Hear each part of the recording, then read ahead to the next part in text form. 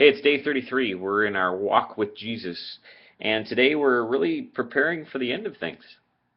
Matthew 25 is where we're at, and it's all about. It's got a couple of cool parables, kind of unique parables, because they're really about end times kind of stuff. They're really about what does it look like to get ready for Jesus to return again. What does it mean to be ready for Him to show up into our lives in a really real way? Because we live in that period of time where He could come at any moment. So the first one is verses 1 through 13. It's all about these virgins, 10 virgins who are getting ready for a bridegroom to show up. And some of them are prepared. Some of them, took no extra oil with them. They weren't ready to keep their lights going.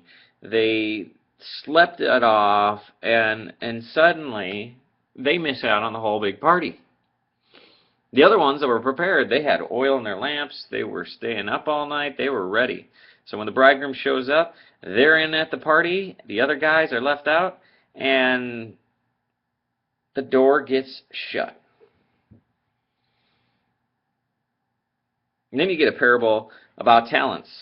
Talents was a measure of money, but I think it's kind of interesting because when you translate it in English, it gets you thinking about all the things we're given, right? What are our talents? What are the things that we're good at? The way we've been gifted, right?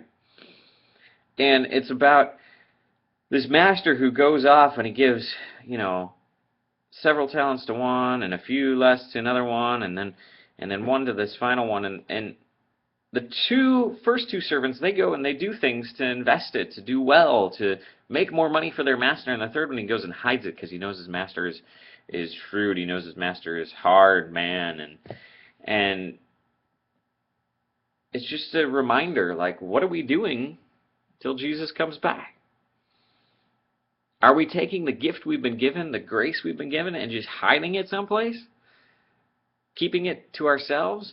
Or are we spreading it? Are we investing it in other people? Are we looking for places where we can bring it to bear?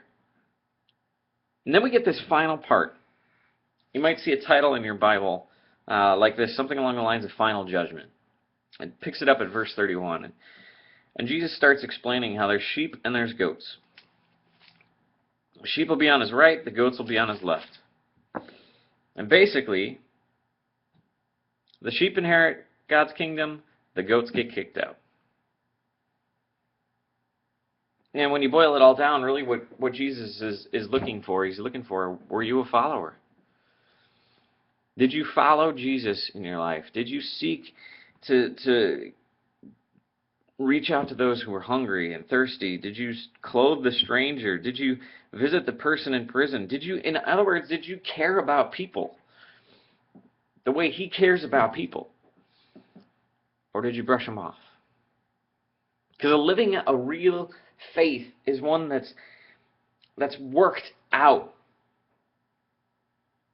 It's not a faith that we just hold deep down inside and figure it's going to get us to heaven. No, real faith compels us to go and do things, to look like sheep following the shepherd, Jesus, right? That whole agricultural metaphor and whatnot. But to sum it all up, these three parables all are about what we're doing. Are we ready? Are we getting ready? Are we getting others ready? Are we living out our faith? Or are we holding it deep down inside and hoping nobody sees it? That's the real question. That's the thought-provoking thing we have to consider today. So, you a sheep or a goat? Our prayer is a sheep. And if not, that's you're working towards that.